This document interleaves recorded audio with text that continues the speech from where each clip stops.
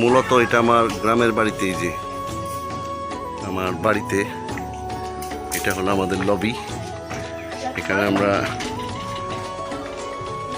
খাবার দাবার খাই, এখানে আমরা বসি। সুন্দর একটা সোফা আছে, একটা টেবিল আছে, এখানে চাটা পান করি বাঁশের, এটা আমি নিজে হাতে বানিয়েছি। এখানে আমাদের সাউন্ড সিস্টেম আছে, আমরা এন্টারটেইন করি। এখানে আমরা পার্টি টাটি করি ফ্যামিলি।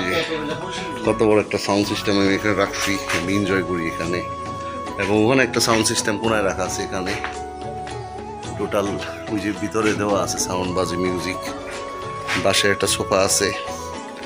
তো এই রিসর্টে আমার রিসর্টের মতো আমি এনজয় করি।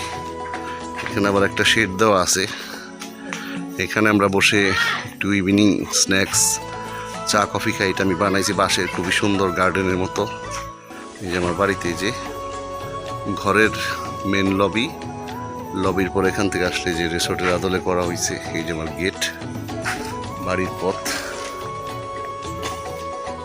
আর এখানে আমি দেখাই, সুন্দর একটা রিসোর্টের মতো তৈরি করা হয়েছে।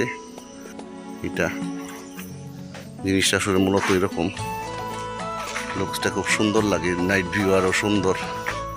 তো এটা আমাদের দুয়ারের সাথে আমি কানেক্ট করে তৈরি করছি। এখানে গাছ টাছ লাগানো হয়েছে, ফুল গাছ।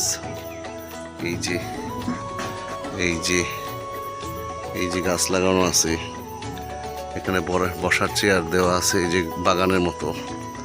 এখানে আমরা একটু এনজয় করি আর কি।